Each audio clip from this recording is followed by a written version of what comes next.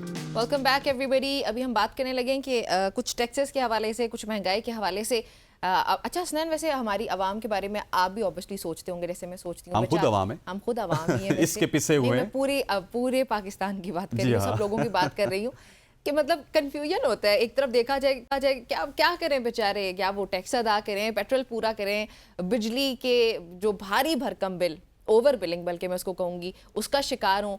अगर हम जून की सिर्फ नाज़रीन बात करें तो महंगाई की जो परसेंटेज है मई के मुकाबले में 0.46% ये इजाफा हुआ। Quite alarming. और जो रिपोर्ट है उसमें इदारे शुमारियात का कहना है कि जून में महंगाई की शरह 12.57% रिकॉर्ड की गई। शहरी इलाकों में महंगाई में 0.58% का इजाफा रिकॉर्ड किया गया, जबकि देही इलाकों में महंगाई 0.28 का इजाफा उसमें रिकॉर्ड किया गया। ये काफ़ी ज़्यादा अलार्मिंग सिचुएशन है कि अभी बजट आया नहीं और एकदम से इस तरह के हमें मामलात देखने को मिल रहे हैं कि बहुत ज़्यादा महंगाई हो रही है। इसी हवाले से हमारे साथ मौजूद हैं, पास हो चुका। जी हाँ, हमारे साथ मौजूद हैं कराची से हमारी जो कॉरेस्पॉन्डेंट हैं आबदा।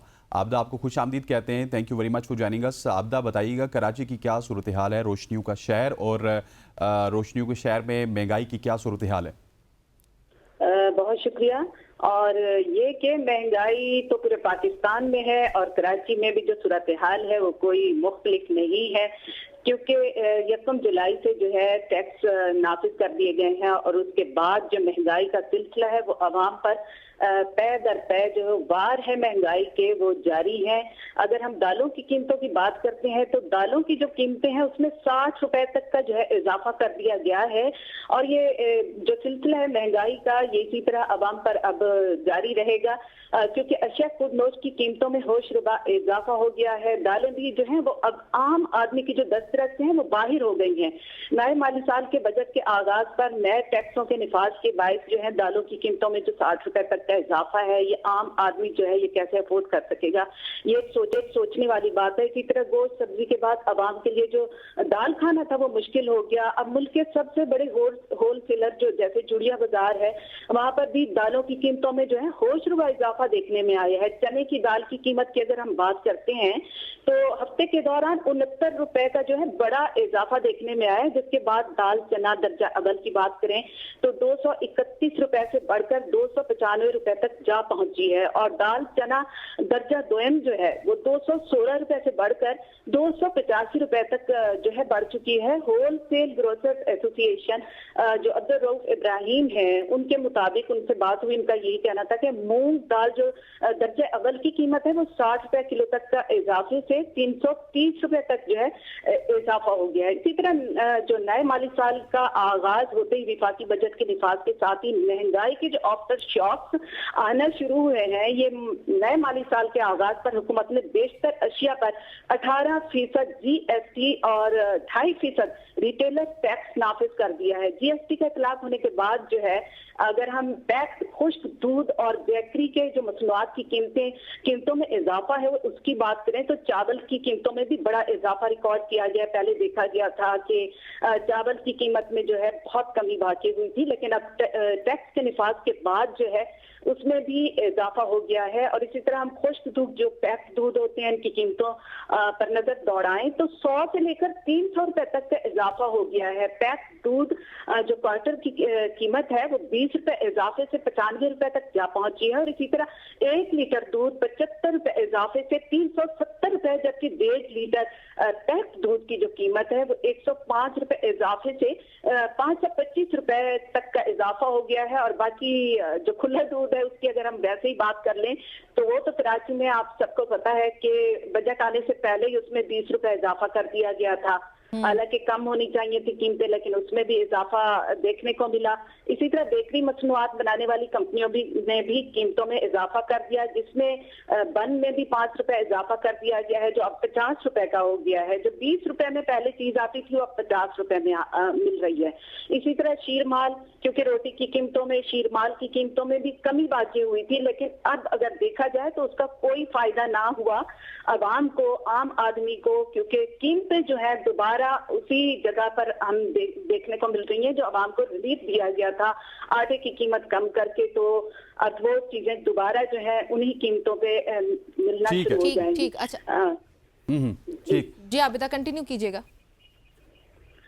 तो इसी तरह अगर हम फ्रूट केक की बात करें तो उसमें भी 10 रुपए का इजाफा होने के बाद 190 रुपए, जबकि सादे केक की हम बात करते हैं तो वही भी 10 रुपए इजाफे से 175 रुपए की हो गई है। इसी तरह मार्केट में हम चावल की कीमत की, क्योंकि मैं पहले भी बात कर चुकी हूँ कि चावल की कीमतें जो है पहले कम हुई थी, लेकिन उसमें भी अब बड़ा इजाफा देखा गया है। 25 किलो पैक की कीमत जो है वो 800 रुपए इजाफे से अब 5009 रुपए तक जा पहुंची है। दूसरी जानब फाइनेंस बिल 2024 के तहत सैकड़ों दरमदी अशिया ठीक हो गया आबदा, बहुत शुक्रिया। आबदा हमारे साथ थी कराची से, जो कि हालात बता रही थी और अभी जिस तरह के वो हालात बता रही हैं, हालात बहुत खराब है। बहुत खराब है। यही एक्सपेक्ट कर रही हूँ कि ये हालात की जो खराबी है ये लाहौर में भी होगी।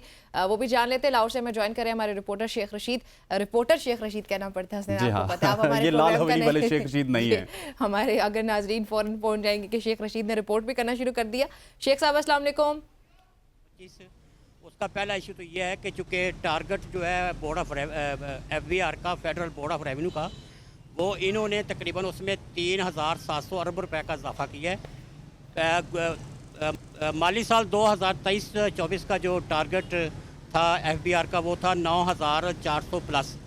अब चूँकि उसमें 3700 अरब रुपए का इजाफा है तो जाहिर है ये जो 3700 अरब रुपए का जो इजाफा है ये अवाम की जेब से जाएगा और ये टैक्स लगेंगे और ये अक्रॉस द बोर्ड कोई ऐसी चीज़, कोई ऐसी ब्रांड नहीं होगी जिसमें इजाफा नहीं होगा। चूँकि इजाफा कर दिया गया 1 जुलाई से इस बजट पर अमल दरामद शुरू कर दिया गया। यूँ ही 1 जुलाई का पहला दिन शुरू हुआ तो पहले रोज़ ही जो है वो चूँकि वफाकी हुकूमत ने विद होल्डिंग टैक्स लगाया है फाइलर और नॉन फाइलर। इसमें मैं बात करूँगा आटे और गंदम वालों की कि जो नॉन फाइलर है उस पर लगा है 5.5% विद होल्डिंग टैक्स और जो नॉन फाइलर है उस पर लगा है 5.5 और जो फाइलर है उस पर 2.5 का जो है। शेख साहब हमें प्रिसाइसली बताइएगा कि महंगाई के हवाले से, क्योंकि आज हम बात कर रहे हैं, अभी कराची से भी हमने महंगाई के हवाले से कुछ आदाद शुमार इकट्ठे किए, तो आप क्या समझते हैं लाहौर में महंगाई की क्या सूरत हाल है?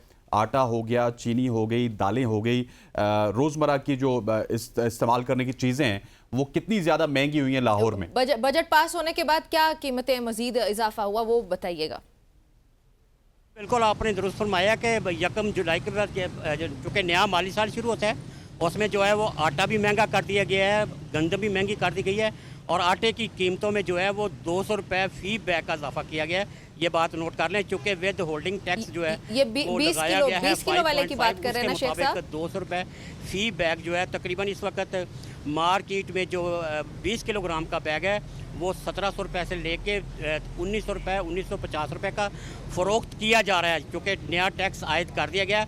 इसी तरह जो है वो फ़ाइन मैदा है जैसे बेकरी की मसनूआत बनती हैं और दीगर जो इसकी मसनूआत है।